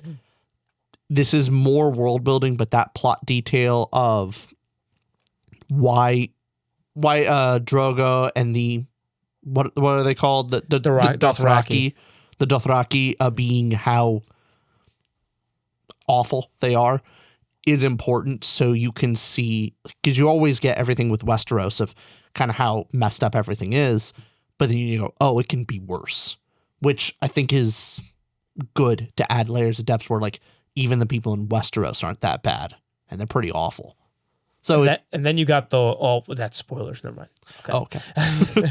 Well, you would know, but audience. Yeah. So we talked that Dany plot, but just as an overarching like to story plot, what was the plot of this book? Obviously, the political drama. I guess if you could describe Game of Thrones, it's Politics. Politics. A political game board. Yeah. There's a secret cabal doing something to mess with the Lannisters and the Starks, and they want to start something. That's what we know. The whole inciting incident is the Hand of the King's dead. Yeah. And we're set up with Robert Baratheon as king because, was it 2 decades ago or so, the Baratheons took over against the Mad King, and Rhaegar Targaryen killed them. Their children are now in Essos, Dany and Viserys, who we didn't talk to Viserys. That fun death you scene. also love to hate him too. Yeah, he's a wonderfully hateable character. I would argue he's worse than Joffrey in book 1. I was just going to say that. I think he is.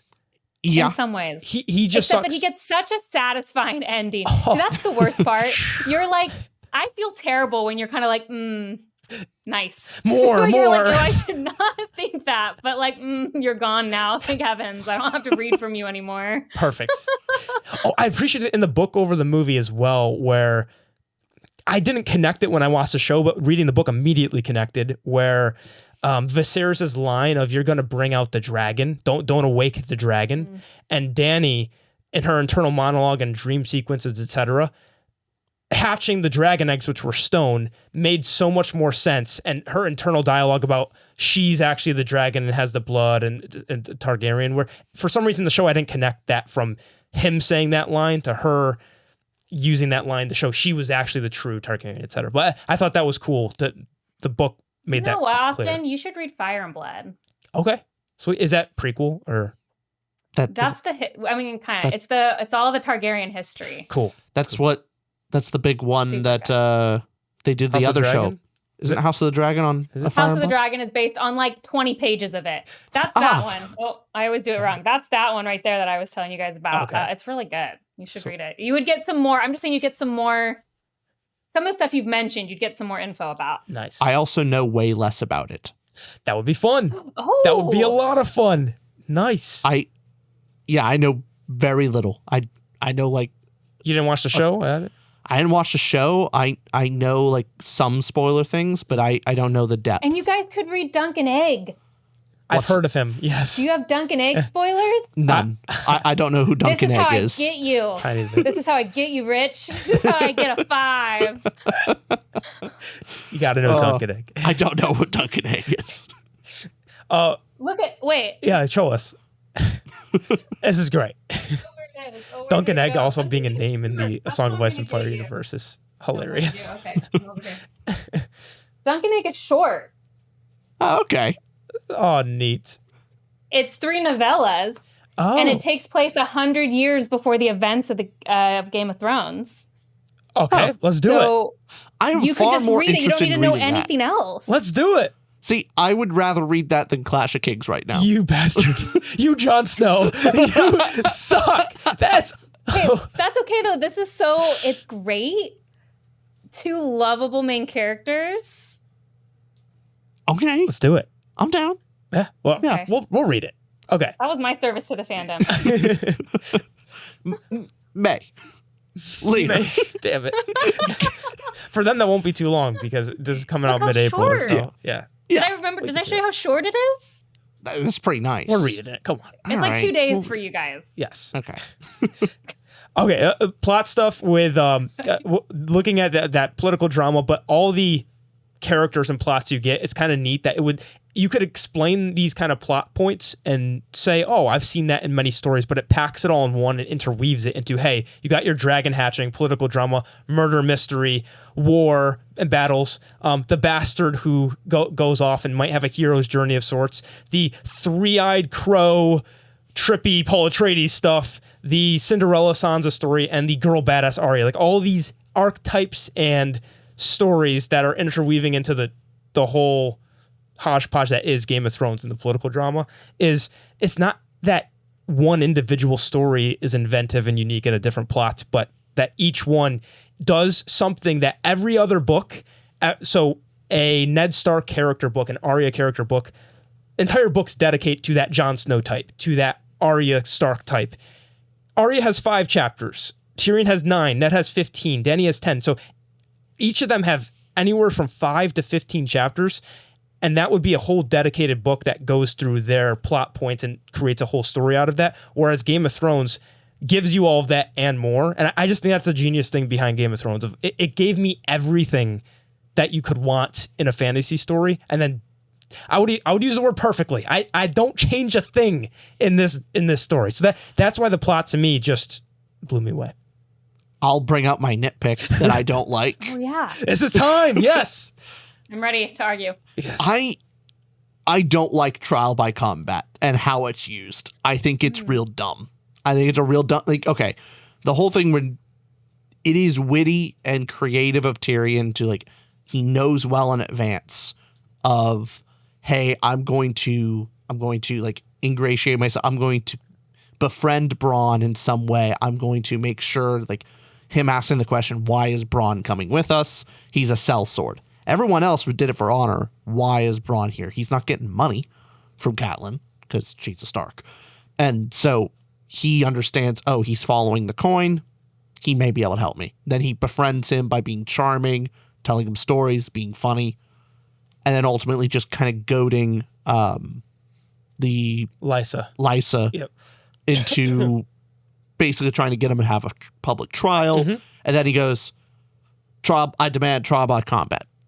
That shows that Tyrion is very creative and witty. I just don't like that aspect of the plot. That Trial by combat? I don't think it makes sense of just how dumb that is. Of why doesn't everyone do that? And it's seen as like such a shocking thing. Like, oh, he demanded a trial by combat. And I'm like, obviously, why isn't every trial just done by trial by combat? Isn't all of them? Shouldn't all of the trials be that way? Because then you never lose. It's okay. You know what? It's dumb. First I off- don't like that. I just don't. Well, but you have the person Can I has go to right- okay, agree you got to it. do it for you. Mm-hmm.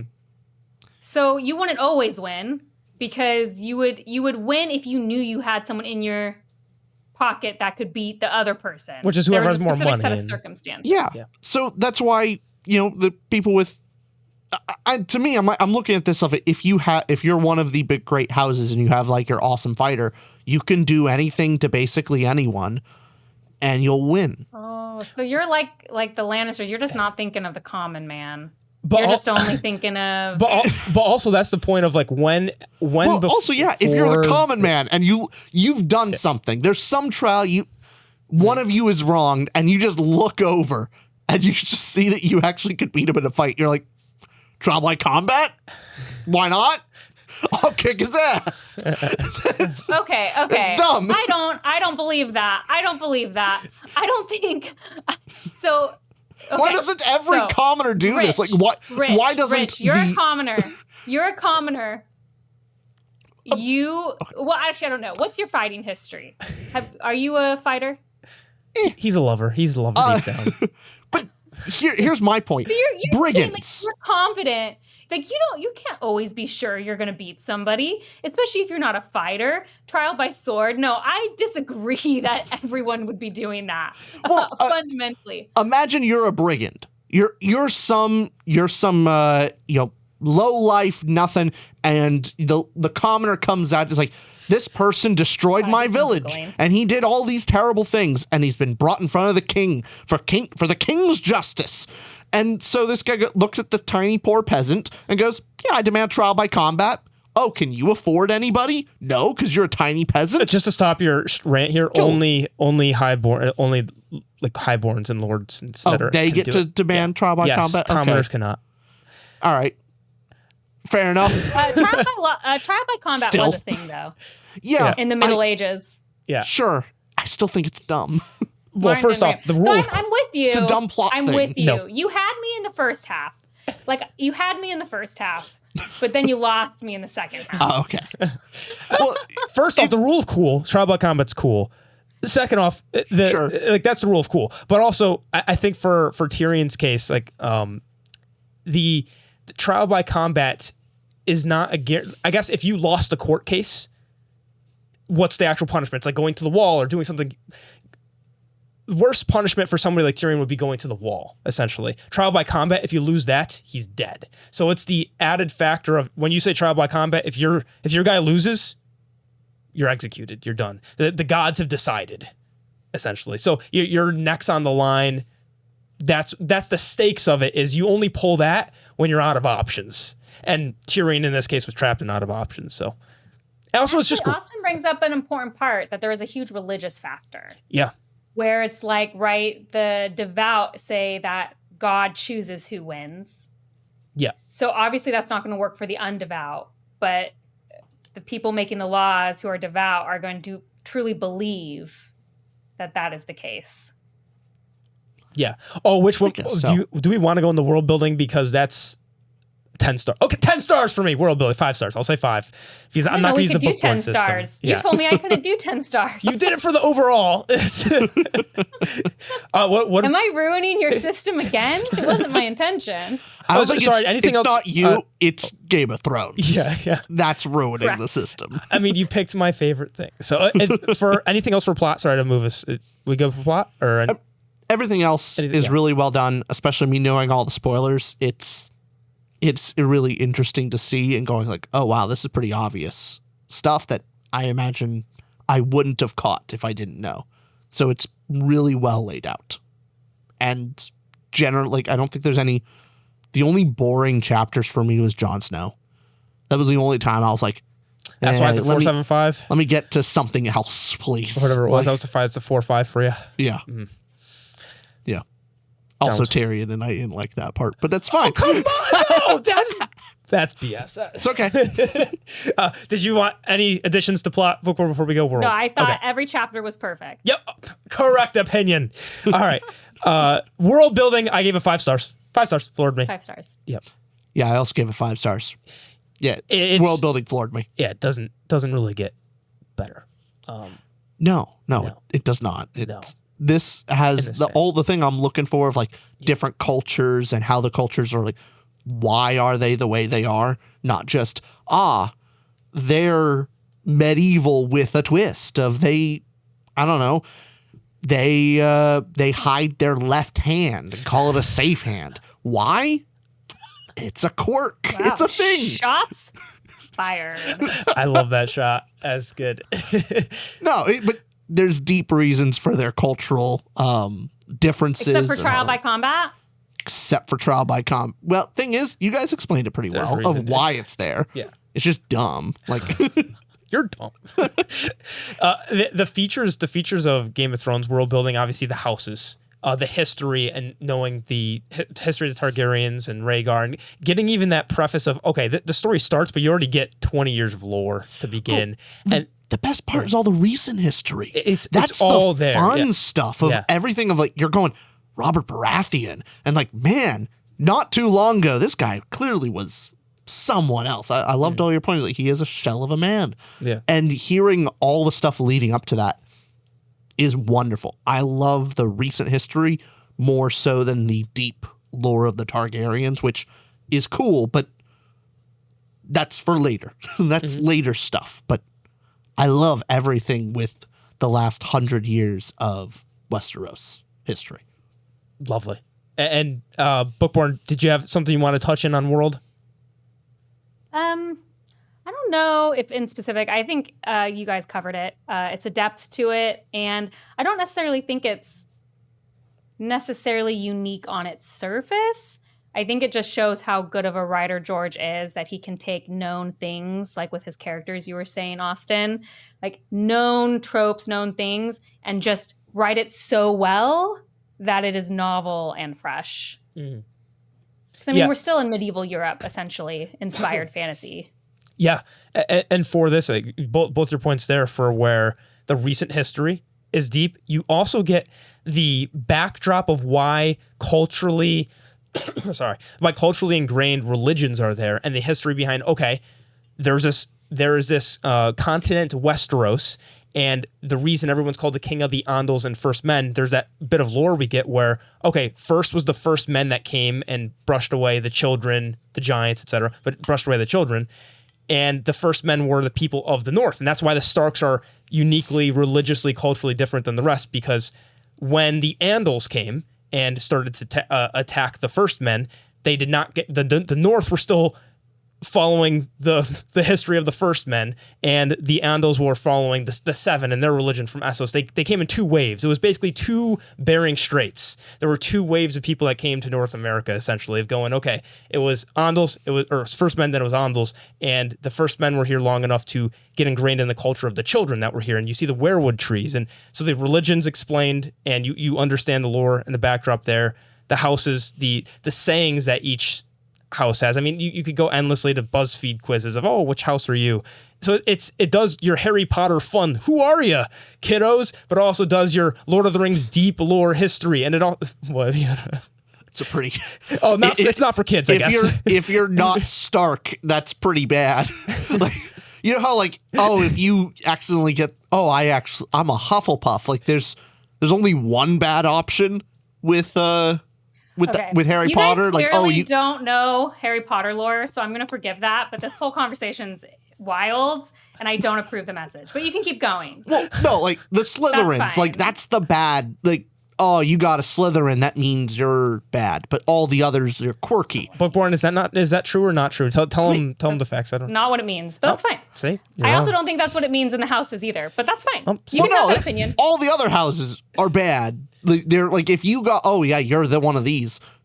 No one's good except the Starks. No, Lannisters, their motto's "Hear me roar." It's about they're all Katy Perry. They're all Katy Perry. Why don't you read Fire and Blood and come back to me about House Targaryen? There's also more than 4 houses in this. Were you guys reading? You guys are just going to assume every... What do you mean, you guys? Rich said all of this. What is this, you guys, that I get painted in? Okay, sorry. One for all.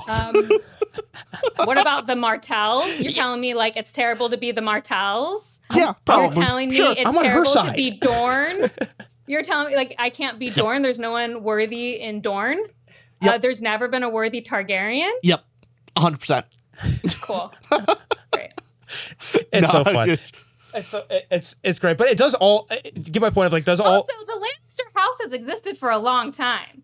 It's not just Cersei and Tywin Lannister. It's just a house of incestuous bastards. That's all they are. Also, it's Targaryen. Fine. Yeah. More so Targaryen than Lannisters, but that's it's fine. It's the creed for them. Lannisters, at least it's a choice. The Lannisters choose their Lannisters, it's a passion. For the Targaryens, it's a policy. Yeah. But I just love the world that it does all those facets of. You get your Harry Potter wrestler, all the things it's packaged. But do we want to go into the final category of prose? I'll start us off. Yeah, 5 stars. My God, George knows how to write. 5 stars for me as well. 5 stars. Woo! We all agree. Yeah. We agreed last one. No, obviously, the dialogue alone is perfection. Insane. Perfect dialogue, if I were to give anything. But then the example you gave of Tywin's introductory description is wonderfully done. I wouldn't change a thing with the writing. I love to describe it, and I'm probably not the first to say this, but it does both. It's both invisible and poetic, purpley. It's how some will make the Tolkien prose. It's distracting in the good way of, you notice the prose with Tolkien of that's a beautiful line. And then Sanderson on the other end of the spectrum of he makes it invisible on purpose and just, easy to read. You don't get distracted, boom, easy to read. And he does both. It's both invisible, so easy to read, but also every line is impressive. I'm exaggerating, hyperbolic, but just everything's also deeply impressive. And I don't know, Bookborn, how does he, do you agree with that description of it? But if you do agree or disagree, what's he do? What's the secret sauce to his writing? No, I agree with you. It's both somehow invisible and present. Yeah. Because it's so good. And I think the reason it becomes invisible is because it's so natural. Like the way people speak is so natural that you never get taken out of it. I don't know, man. It's just so good. There's just so many lines in the series that are, and I mean, even like I say, they're oversaid now, but even the idea of winter is coming, as someone who knew that phrase before coming into the book, the way he said winter is coming, like 15 different times in the book with different levels of dread. Yeah. Like who is saying it, how it's being said, and how that changes the meaning of the line. That's like so brilliant. I don't know. The problem is I grabbed my fancy copy and that's not the one I have marked up. So I should have gotten my regular copy. But yeah, it's masterful. And there's some stuff later in the series that like I think about all the time. And a lot of the quotes are so simple. Do you know what I mean? Like you read the quotes and they're so simple, but they're so impactful. Fear cuts deeper than swords. Like that fear cuts simple, but it's like, great. Fear is the mind killer. Arya's line there. Yeah, like fear exactly. Yeah. And now the man who passes the sentence should swing the sword. Like, what a line. Or just even stick him with the pointy end. I loved that line. That was my favorite. That's a great line. It boils it down to its base principles. Also, the callback was both funny and when Arya actually kills her first man, and George writes where it's like, Arya remember all the training that she went through as a dancer and all these things, but what she actually remembered in that moment was the first lesson her brother ever taught her: stick him with the pointy end. Yeah. And that's good enough. Like base instinct. All of her weird training of like, handstands and catching the cat and like, no, none of that. Stick him with the pointy end. That's good. That's great. all you need. I love that you pointed out that scene. That's great. I liked that one. That's also, great. Arya was definitely a highlight for me of like, all of the story. It was Catelyn, Arya, then Tyrion. And again, Arya was 5 chapters. Yeah. How impressive is that? Mind blown. She's just an adorable little button in this book, and I appreciated it. And you root for more because Sansa's relationship, and you're obviously on Arya's side. You're going, Sansa, you're being naive and princely, all that. Sansa has her own skills that Arya does not possess. Yeah. And if you continue reading the series, if the girls were put in each other's positions, they wouldn't survive. A commenter said that once, and I thought it was a very good point. Like, Arya couldn't survive in the landscape that Sansa now has to survive in. That's a she great wouldn't point. have the skills, and vice versa. That's a great point. That is. Yeah, especially, I think that becomes more apparent later books. The positions. There's a Sansa scene I love. Yeah. There's a Sansa scene I love. And it's right before they go on the hunt with Joffrey. Mm-hmm. And she meets all of those people from the other houses, and she knows by reputation who every single person is. And that is like such a good scene about Sansa studied, and she has made her life because she was told that she was the important person to marry well, and she has done her job. And people want to punish her for that. But she has been doing what she was told she was supposed to do. Yeah. And I can't fault her for it. I can fault her for how she acts with Joffrey and Arya, but I can't fault her for that. Not that one. Okay. Well, not that one. We'll credit that. Yeah. Where Arya is definitely the free spirit and not really expected to fill the same role as Sansa. Well, I think Catelyn would like her too, but I think that Arya has decided for everyone. Oh no, they all gave up. I love all the scenes of Arya and Ned. Yeah. That's adorable. I did have a tab for a dialogue example to obviously there's a ton of wit that Tyrion has, and I just like this scene where he's introducing and trying to present the clansmen to Tywin and show, hey, we're being involved in this war effort, and Tyrion waddles away and starts introducing and says, "This is Khan, son of Korath. Shagga, son of Dolf, is the one who looks like Casterly Rock with hair." They are stone crows. Here's Ulf, son of Umar of the Moon Brothers, and here's Timit, son of Timit, a red hand of the burned men. And this is Bronn, the sellers swords of no particular allegiance. He has already changed sides twice in the short time I've only known him. You and he ought to get along famously, father. And then continues to go, just riffs. You see how he pushes, makes sarcastic remarks, and incredibly witty dialogue. And on top of that, I don't think it was mentioned at all, but this is a cool feature. Tywin wanting Tyrion to go to King's Landing in the end and become the Hand makes sense because he's writing Jaime off as dead, essentially, or just his son's no longer there. So now he has reason to actually. Well, there's a great moment there of Tywin saying, like, why Tyrion asking Tywin, why me? And he's going, because you're my son. Uh-huh. And that's a moment, like, that's what Tyrion's always wanted to hear his father say. But in that moment, Tyrion is furious with him because because Tyrion sees it as, and says it in there, that Tywin has written off Jaime. He's written him off as dead, and he's furious with that. That so good, which speaks to Tyrion's heart and where what he cares about most. He cares most about his family and Jaime, he cares more about Jaime than even the thing he's always wanted himself, his father's recognition, clearly, to some degree. And when he finally has it, he would rather have his brother. And that infuriates him. So it endears you to Tyrion. That's so good. Oh, I love it. I have one last description just to show it's not just his dialogue that's incredibly witty, but I love the description of the Vale. And this is the start of a Catelyn chapter on my little leather bound, it's page 431. It starts with this.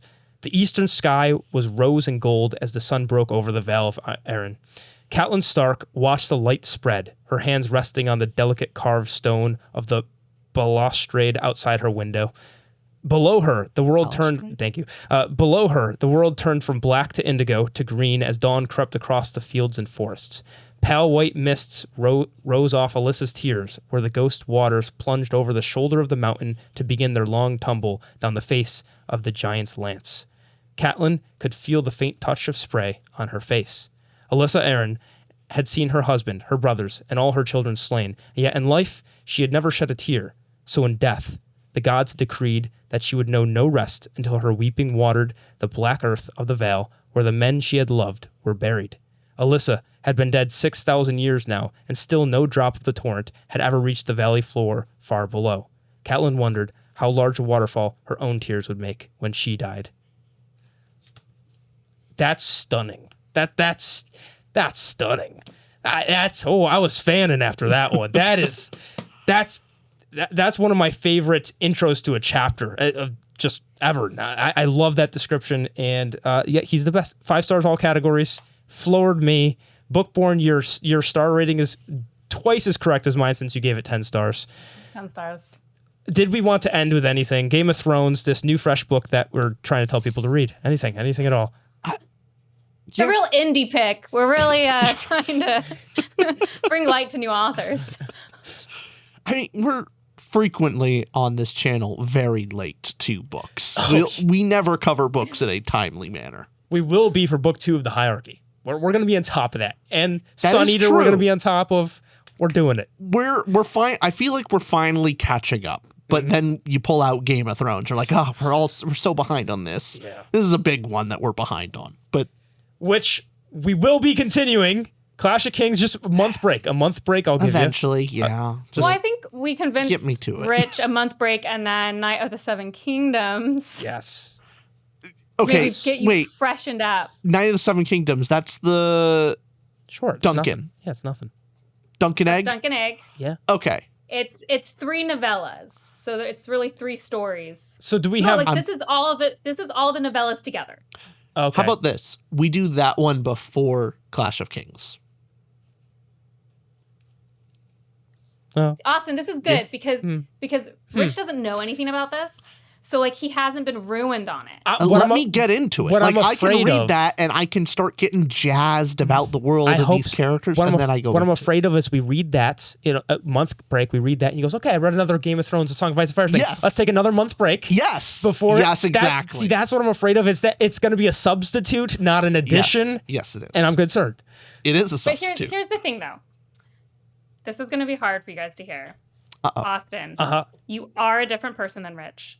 So, like, you could read the rest of A Song and Fire without him. No.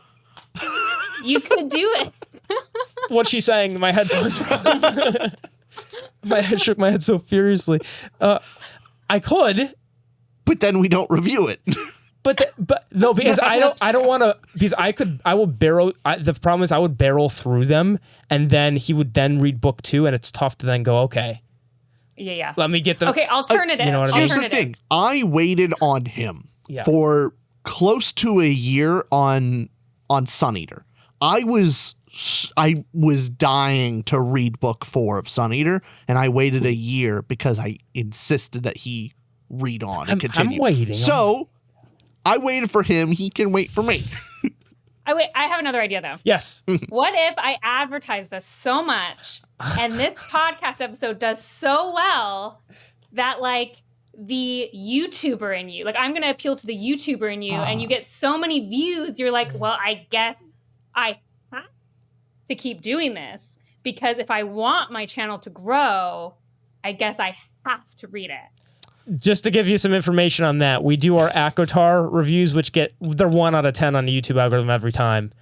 We're doing them once a year. I don't think we can push Rich to get crank another one of those out. Okay. In the video that dropped, I'm find the angle. literally today, the video dropped, and in there, like at the very end, I told people, like, please don't like the video. Please make this the worst performing video so I don't have to do it anymore. But the thing And is, now it's one of our better performing videos, and Of I'm course. just seeing the comments and going, I've never commented before, but I'm commenting on this just to spite Rich. I'm like, God damn it. well, you're gonna enjoy Clash of Kings. We're gonna have fun. Yeah, but You gave this book for you. It here's was a the great thing. book. If we You're cared gonna- only about views, we wouldn't be reviewing like every single Dungeon Crawler Carl book. You know what I mean? Which you're loving the except series Dungeon right Crawl now. Carl is so good. It's So, so like, good. But Why wouldn't you review it? Exactly. that's my point. It's not about the views. It's not about the views, Totally. but you have never, ever been influenced to do something because you thought it might perform well. It's a factor. Okay. I'm just saying, because it's like, Uh, I did my Game of Thrones reviews thinking no one was going to watch it, because who was going to watch a Game of Thrones review? So I would have done them no matter what. And I just had a Dungeon Crawler Carl that I do terribly too. I don't regret it.